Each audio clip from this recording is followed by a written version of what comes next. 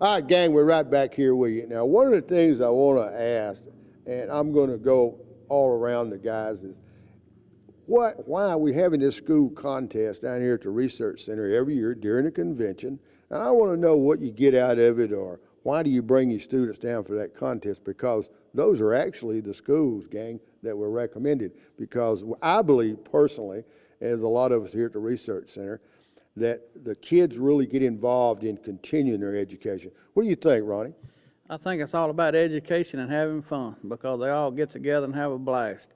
And they're all learning and getting along together, and it ain't about who's got the best horseshoe in school. It's just everybody getting together and having a good time at it. Do you think that they get to see a lot of the new products that are on the market? All the new products will be here at the convention and stuff every year, and they get to try them and see them and use them. Most of the time they even get some free samples. That's what's fun about it. Do you think the students get to participate, Phil? What do you think? Well, to me, I like the way we set it up, because we don't really set one school somewhere. We put, different students with other schools, and that way it's not really a school thing. It's just a student out practicing and or competing. And to me, that is great, because if you know you're going to be in competition, you're going to actually try a lot harder to learn even before you get there. Because I used to teach in school and do competition, in high school, and they worked a lot harder if they knew we were going to a contest. I think it helps students in that way. Link, when you're here all the time, do you think that when they call, since the office is here, and we recommend, do we pick our school, or do we give them a list of all the schools that participate in the continuing education?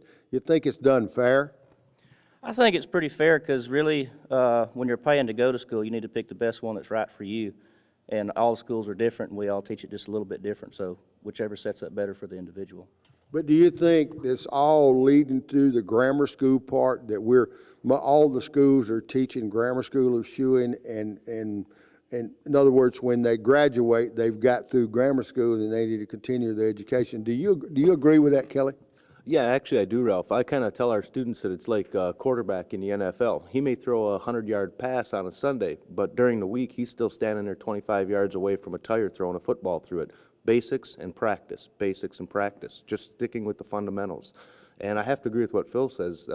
I think the competition gets students motivated, and once they come down here, see what's going on, they're more liable to continue with continuing education or work on continuing education, because they've seen a standard that's set for them to work towards. I know I taught here at the Casey and Son for the first 10 or 12 years, and Ronnie used to come up and help a lot before he had his school. And we got involved in the continuing education, and I saw a lot more students go on and make professional farriers, and I see them participating in the convention and stuff. And so I think instead of just turning them out, I think once the schools participate, and this is what I'm seeing, my personal opinion, and y'all correct me if I'm wrong, because I think the viewers, they watch and they want to know, because a lot of times our advertisement, all of us seem to blow up our advertisement. I do, and I know everybody else does.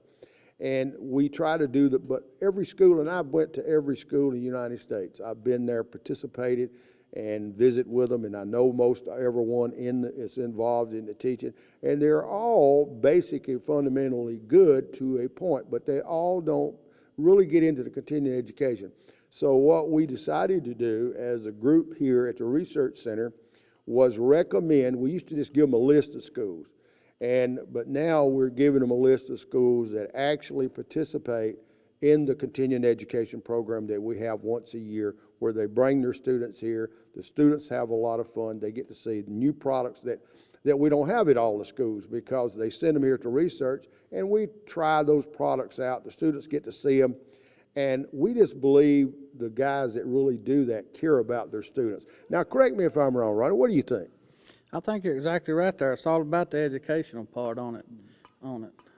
Do you think, now you've been around a while, do you think the Research Center is really that important to the students and later as they continue in their farrier career? Oh, most definitely. It's even important to all the horseshoers out there, because every time you come up here, you're going to get to see products before it hits the market. Most of the time, they're gonna send it here to try it out and experiment and work with it and stuff. And every time you come up here, you're gonna learn something, because you're around different horseshoers, students and whatnot, and nobody knows everything, but you're gonna pick up something from somebody if you come up here and hang out just a half a day. Come up here and you can have a ball and learn something too on it.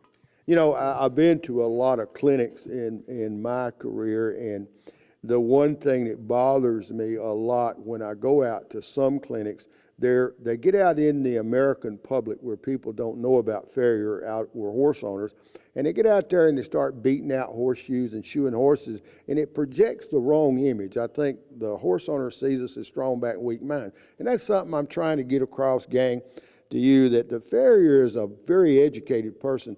He has to understand many things about a horse, the environment. He must understand the safety. He must understand the business, the horse psychology, people. I mean, this guy is a lot more educated. And I've heard many people across the country say, and these are experts, the most important person to the overall health of the horse is the farrier. And I think schools is the place where you should get your start, your basic fundamentals, and that way you can get out and really apprentice and have an apprentice program, or come to a research center and better your education. What do you think, Phil?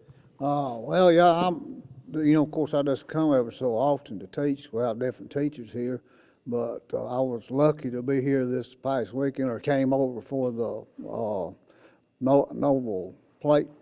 And to me, that is amazing. You know, this is something I've never done. I put on horseshoes backwards. I've done this, I've done that, but now I've found something that really works. And, You're talking about founded horses. yeah, for that founded horses, and to me, that's where your continuing education helps. I'd never known about it if I hadn't come over for the school. You know, I think our television show really helps the horse owners understand that what these farriers are, and that the farriers really care about horses. I think a person really has to care about a horse to continue into the shoeing. Now, we just stopped, and I'm getting a beep there. We got to take a small break, go by the refrigerator. Hold them horses, pull them mules back. We're going to be right back.